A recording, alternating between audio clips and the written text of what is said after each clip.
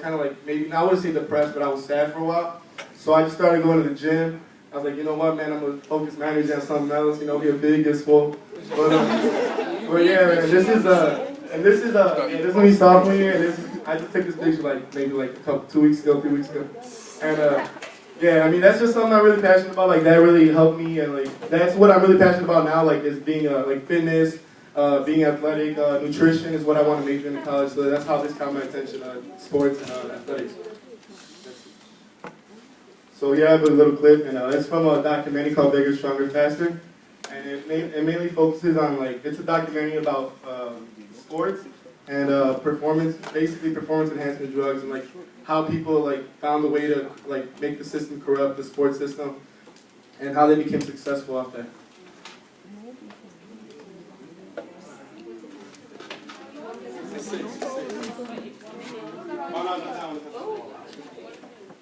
Come on, big fella.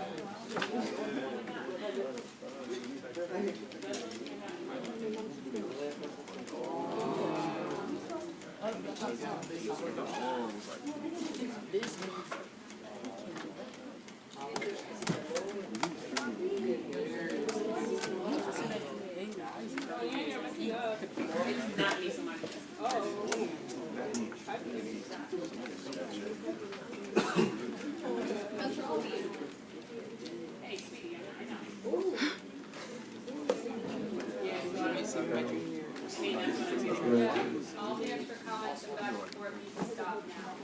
That's the link that's on your page, so. Yeah. You know the title of the video? No. I mean, it was Bigger, Faster, Stronger, but I got it in the documentary. I mean, if it don't work, I could just talk about it. Well, the video is about the documentary I was talking about, performance enhancement drugs, and he just follows these athletes. He was really passionate about wrestling when he was younger, and he was a guy named, I think his name was Mark, and he was actually like a competitive weightlifter, like heavy lifter in high school and middle school and throughout college. And he followed these athletes, and he found out like Hulk Hogan, he said, what was his name? Sylvester Stallone, Arnold Schwarzenegger. He looked up to them as a kid, and he always wanted to be like them. He followed them throughout his whole childhood. And when he found out that all of them were at one point like caught taking performance enhancement drugs, steroids, they call it juicing. He was very disappointed because he thought like, oh, if I wanted to become successful in America and I wanted to be a professional athlete, all I had to do was follow their footsteps. And he said he played everything by the right way, didn't cheat, followed his rules, followed his morals. But at the end of it, he found out that they were actually cheating, and it was really disappointing for him because then he thought, so then I can't be successful and I can't become a professional athlete without doing the same thing as cheating and breaking my morals. So that's basically what the video was about. So here I have an interview with Sean Cattouse, Mr. Cattouse, PE teacher, and I'm gonna just read one question real quick. So I'm gonna just read two questions actually. Have you ever experienced any sort of cheating in sports? If so, how do you feel? I'm just read up. He said, I play with guys in college and pro that have been caught taking legal supplements and such. I think a lot of the guys cheat out of the necessity to win.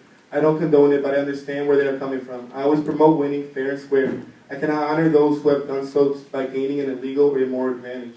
So that's what, again, I think they're talking about the necessity to win, and that's what a lot of people think. Like, they take these performance enhancement drugs or they find a way to cheat because they just want to be successful, and they turn to cheating to follow that route.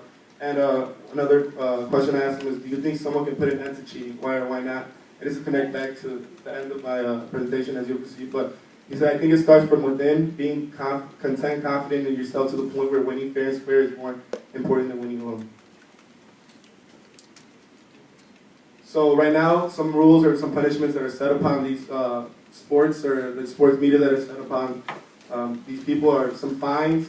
What I was talking about earlier about New England Patriots, they said earlier they were caught once, the coach was caught recording the defensive signals of another team, and they actually got fined $500,000 for that, and they claimed that they didn't know that that was a rule, you couldn't do that.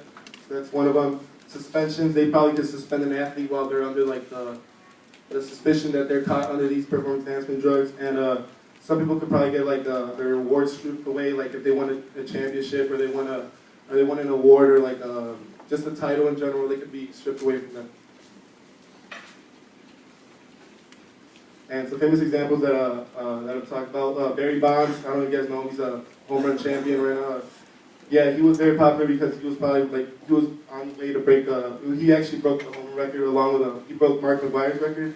And they were both later caught for taking performance-enhancing drugs or juicing, as they say, taking steroids, and that was they were popular for, they were notorious for that because, and everybody was pretty upset because they thought like, oh man, like I really looked up to Barry Bonds and Mark McGuire, and they were actually caught taking this, along with Arnold Schwarzenegger. He's like a very idolized athlete in bodybuilding, and he has his own Arnold Classic, and right now he's the governor of California, and people look up to him and they say like, oh man, he came as his family came as immigrants over here to America to start a new life and become successful, and they look up, oh, maybe I can do the same thing. But like I was talking about earlier in the documentary, he also looked up to Arnold, but when he found out that along the way he cheated and he stepped on a couple feet like that, it was really unfair to him as to become like an idolized athlete.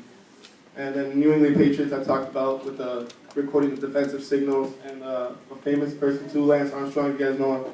He actually got caught with performance enhancement drugs too. So my solution. So you could the sports organizations, they could set fines. How he said, they set fines, strip away titles, set rules against all these steroids, cheating, juicing, all that. But like Mr. Gattuso, when I interviewed with him, I had the same mentality. And he said it actually comes it comes from within. So they keep imposing these fines, these punishments, but at the end of the day, people are still going to find a way to cheat around the system, corrupt the system. Like I said, it has to come from within. So if you want to become successful and do it in an honorable way, then that's the only way that the sports world can be fixed. I mean, people can be fined all day, but at the end of the day, it just comes up to you.